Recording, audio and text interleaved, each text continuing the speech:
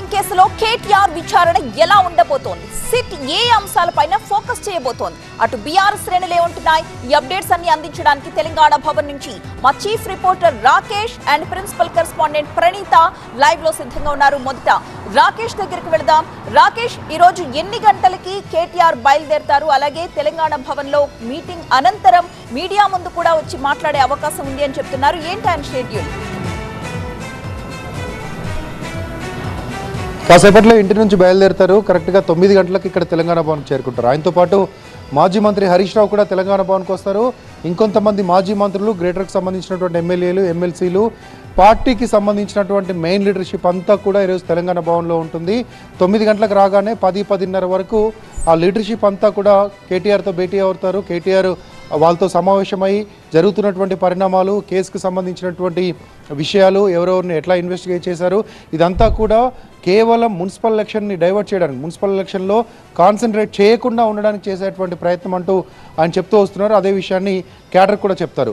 దాంతోపాటు 10-10:30 మధ్యలో press meet ఉంటుంది. ప్రెస్ మీట్లో ఇన్వెస్టిగేషన్కి వెళ్లే ముందు ఆయన చెప్తారు. ఇక్కడ నుంచి డైరెక్ట్గా జూబ్లీహిల్స్ పోలీస్ స్టేషన్కి వెళ్తారు. ఇన్వెస్టిగేషన్లో అటెండ్ అవుతారు. ఉదయం నుంచి, అంటే ఉదయం 6 గంటల నుంచే తెలంగాణ భవన్ చుట్టుపక్కల మొత్తం కూడా టైట్ సెక్యూరిటీ అరేంజ్ చేశారు పోలీసులు. పూర్తి స్థాయిలో ఇక్కడ నుంచి బయటకు వెళ్ళేటువంటి కార్యకర్తలను ఇక్కడే ఆపడానికి, అంటే మొన్న హరీష్ రావును ఎప్పుడైతే ఇన్వెస్టిగేషన్కి వెళ్ళారో, హరీష్ రావు ఇన్వెస్టిగేషన్కి వెళ్తున్నప్పుడు భారీ సంఖ్యలో ఇక్కడ నుంచి కార్యకర్తలు, ఆయనకు సంబంధించినటువంటి అనుచరులు ఇక్కడ నుంచి వెళ్ళారు. పెద్ద కాన్వాయ్ ఇక్కడ నుంచి వెళ్ళింది. జూబ్లీహిల్స్ పోలీస్ స్టేషన్ దగ్గర ట్రాఫిక్ జామ్ అయింది. దాంతోపాటు అక్కడంతా కూడా కొంత ఇబ్బందికర పరిస్థితులు కనిపించాయి. సో ఇప్పుడు ఆ సిచ్యువేషన్ రాకుండా కార్యకర్తల్ని, లేకపోతే కేటీఆర్తో వెళ్ళేటువంటి నాయకుల్ని ఇక్కడే కంట్రోల్ చేయాలి, లేకపోతే స్టేజ్ వైజ్గా ఫిల్టర్ చేయాలనే ఉద్దేశంతో పోలీసులు ఉదయం నుంచే కూడా భారీ సెక్యూరిటీ అరేంజ్ చేశారు. తెలంగాణ భవన్ గేట్లను ఇటువైపు front gate and back gate వైపు పెద్ద ఎత్తున ఫోర్స్ని డిప్లాయ్ చేశారు. ఈ ఫోర్స్ అంతా కూడా కార్యకర్తల్ని కంట్రోల్ చేసే ఉద్దేశంతో ఉన్నట్టుగా తెలుస్తుంది. ఇక్కడికి వచ్చేటువంటి కేటీఆర్తో పాటు వచ్చేటువంటి వేల సంఖ్యలో వచ్చేటువంటి కార్యకర్తలందరినీ కూడా ఆయన వెళ్ళేటప్పుడు, ఇన్వెస్టిగేషన్కి వెళ్ళేటప్పుడు, జూబ్లీహిల్స్ పోలీస్ స్టేషన్కి బయలుదేరేటప్పుడు ఇక్కడే ఆపాలని పోలీసులు భావిస్తున్నట్లుగా మనకున్నటువంటి సమాచారం. సో 9 గంటలకైతే ఇక్కడికి వస్తారు. 10:30కు ప్రెస్ మీట్ ఉంటుంది.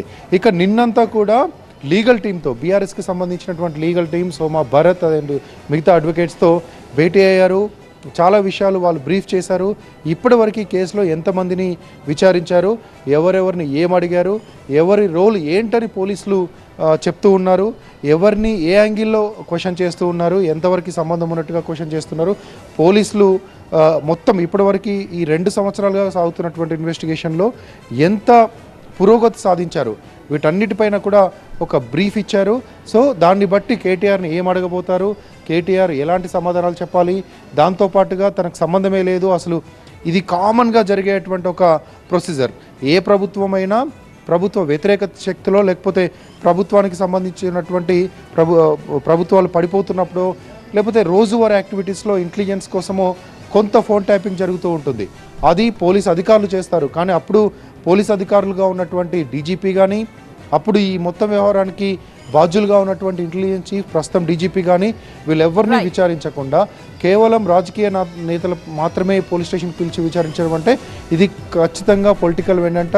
దీన్ని ఎట్టి పరిస్థితుల్లో కూడా ప్రజలు చూస్తూ ఉన్నారు, నమ్మడం లేదు. మేము న్యాయపరంగా ఎదుర్కొంటామంటూ కేటీఆర్ చెప్తున్నారు. ఇది కూడా అదే చెప్పే అవకాశం ఉంది. Right, thank you Rakesh.